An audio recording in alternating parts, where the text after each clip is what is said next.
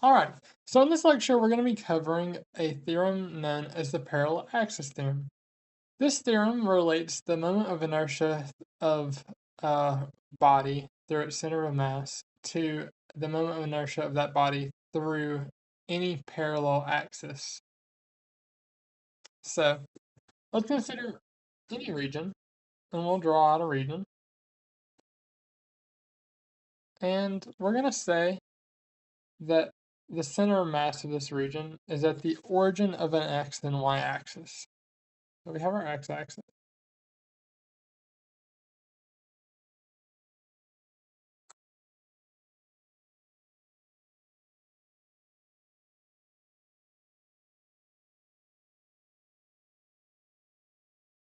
This is a thin region.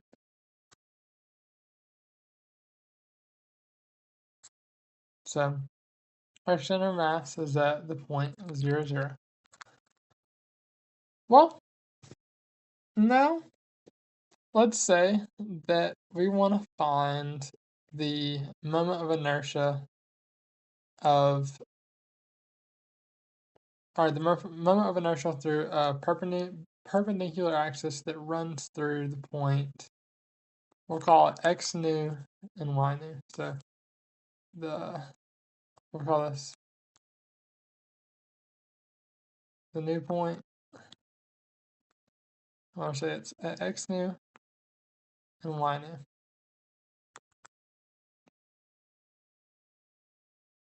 And we can go ahead and label it. So call this xn, yn. Alright, and let's also give an example point of our mass, right? Our dm that is accounted for in our equation.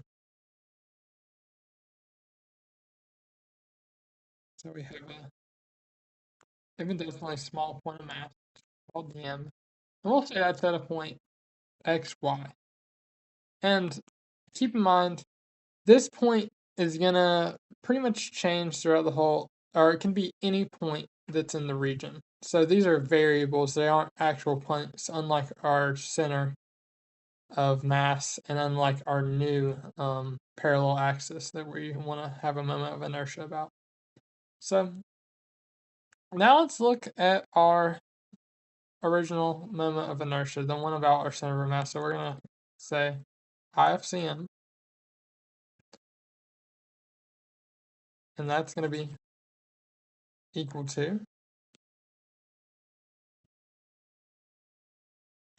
we have our integral, and it's going to be out of the region, but we're not going to give the region any bounds for one's sake.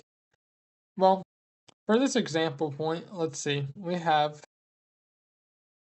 need to find our radius, because if you guys remember, the moment of inertia is equal to the integral of the radius squared times dm.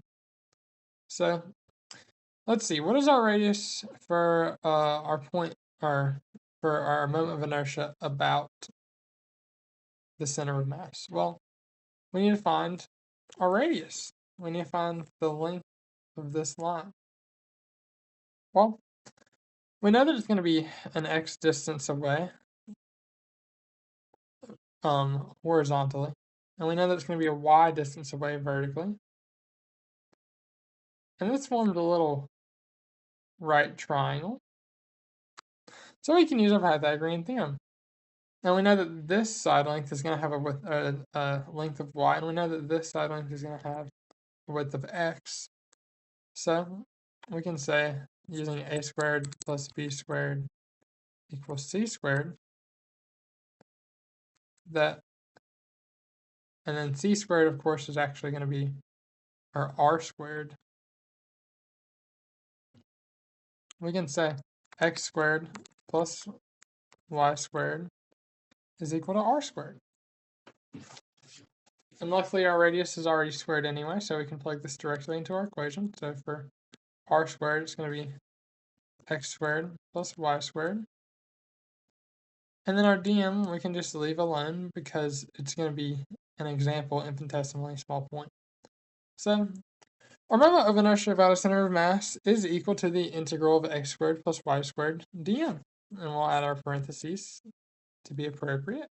Well, now let's think about our moment of inertia of our new point to that infinitesimally small point, xy. I'm going to move the point so I can draw a straight line through it.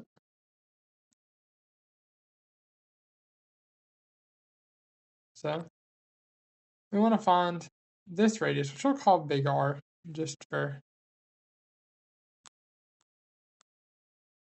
time's sake. So, okie doke. So, right, we want I of new, our new point, is equal to the integral of R squared dm. Alrighty. And let's think about this distance. So, alright, we can draw again some more. We can form another right triangle.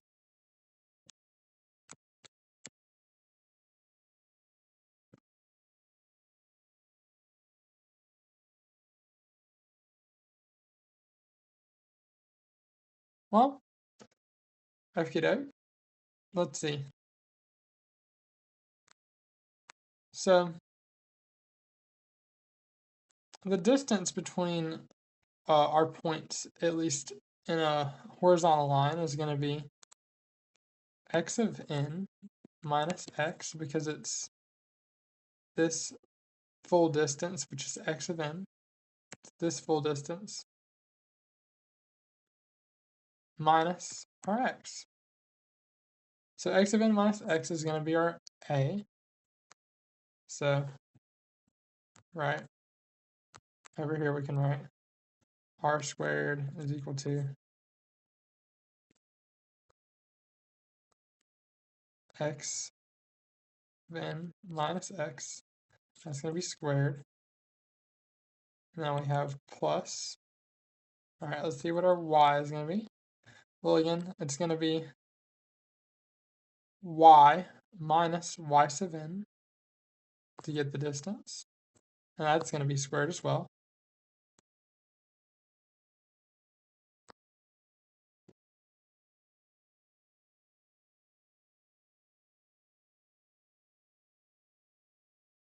So we can plug this into our moment equation. Yeah, I of n is equal to the integral of x minus, or x of n minus x squared plus y sub n, or y minus y sub n, all in parentheses, squared, and this is dm. Okie doke. So now, how do we relate these two equations? Well, let's first start by foiling out our expressions. So if we FOIL it out, we get the integral, and then we have negative x, or let's start, we have x of n squared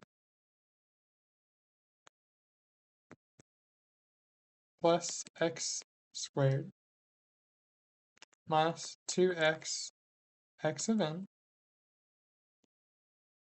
and that's our first little expression filled out.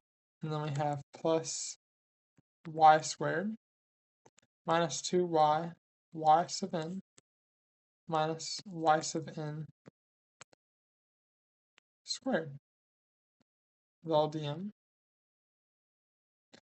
Okay, let's think about things that we go ahead and group together. So if you notice, we have an x squared and we have a y squared. And because this is an integral, we can separate those out and rewrite the integral with the same thing. So we have y sub n, or with the same bounds and the same, or and with respect to the same thing. So we have the integral of x squared plus y squared dm. We're factoring that out because, luckily for us, it is actually our moment about our center of mass. So it's equal to our moment of our center of mass. And then we also have the rest of the integral. So x of n squared plus y sub n squared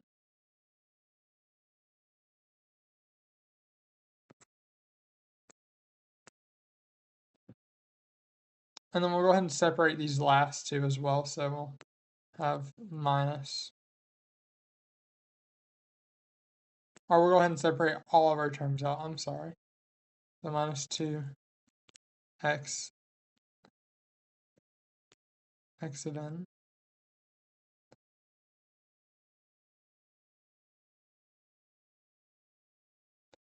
plus, or sorry, minus again, minus -2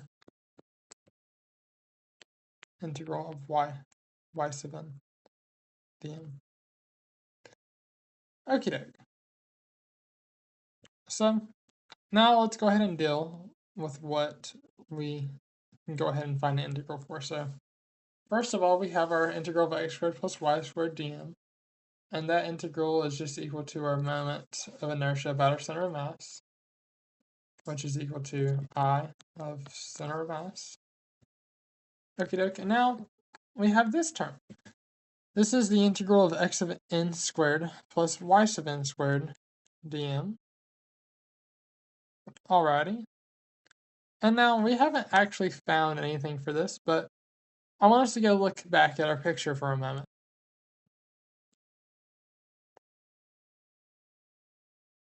Because right, we have our point x of n plus, and then x of n, we have our point x of n, y sub n. Well, if you think about it, the distance from our origin, which is our center of mass, is x of n horizontally and y sub n vertically. And it forms, you may have already guessed it, another right triangle. So it has a width of x of n and a height of y sub n. And the distance between those 2 points is actually going to be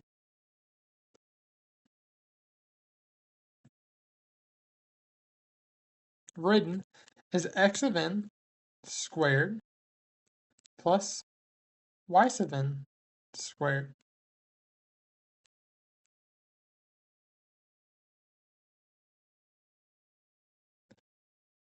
Alrighty. So that's equal to our distance, our line distance between our origin and our new point, which is the distance between the center of mass and our new perpendicular axis. So we're just actually going to call this distance d. And it's going to be a constant because x sub n and y sub n are both constants themselves. They're not a point that's going to be changing. So, or sorry, this distance squared, because of the Pythagorean theorem that we're using. So we can go down here. And like I said, this whole part is going to be equal to our distance squared, but it's going to be actually a constant. So we can say it's the distance squared times the integral of dm. More particularly 1 dm. Alrighty. And then we have minus 2 times the integral. And we'll go ahead and also factor out our constants, which we know x of n and y sub n are constants. So it's 2x of n integral of x dm minus 2y sub n integral of y dm. Alrighty. So let's see what we can do with this expression now. Alrighty. Well, we can already simplify one part of it a little bit more. We know the integral of 1 dm across a region is actually just going to be our total mass, because if we integrate our dm across a region, it is just our total mass. So now we have I sub n is equal to our moment of inertia about our center of mass plus our distance squared times our total mass, or the total mass of the region. Then we still have our leftover integral, which is minus 2 x of n integral of x dm minus 2 y sub n integral of y dm. Alrighty. Well, what do these pieces of our integral represent? Well, we know that x and y are both variables, so we can't just factor out anything. But what we do know is our centers of mass equations. Okie doke. So, what are our centers of mass equations? First of all, what are our centers of mass? Well, our center of mass for our x value is going to be equal to 0, and our center of mass for our y value is going to be 0. We know this because in the setup for the problem, we set the center of mass as the origin, which is at 0, 0. All right, let's think about what equations we have for our center of masses. We have x bar is equal to our integral of x dm over our integral of dm. And we also have y bar is equal to our integral of y dm over our integral dm. Alrighty. And then we're going to set both of these expressions equal to our actual centers of mass. So we have 0 is equal to our integral of x dm.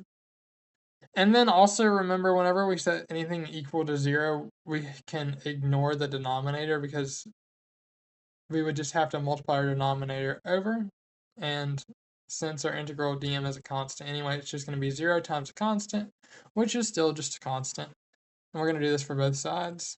So integral of y dm.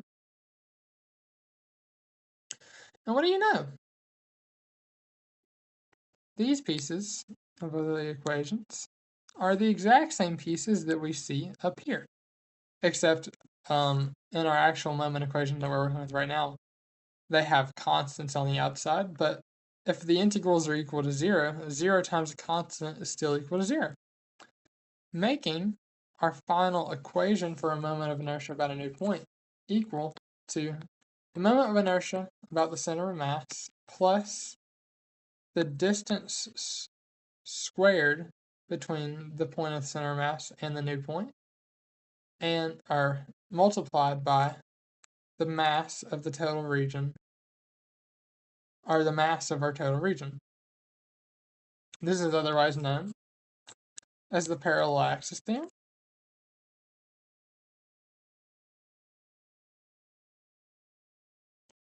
And we have just arrived at it. Thank you all for watching the video.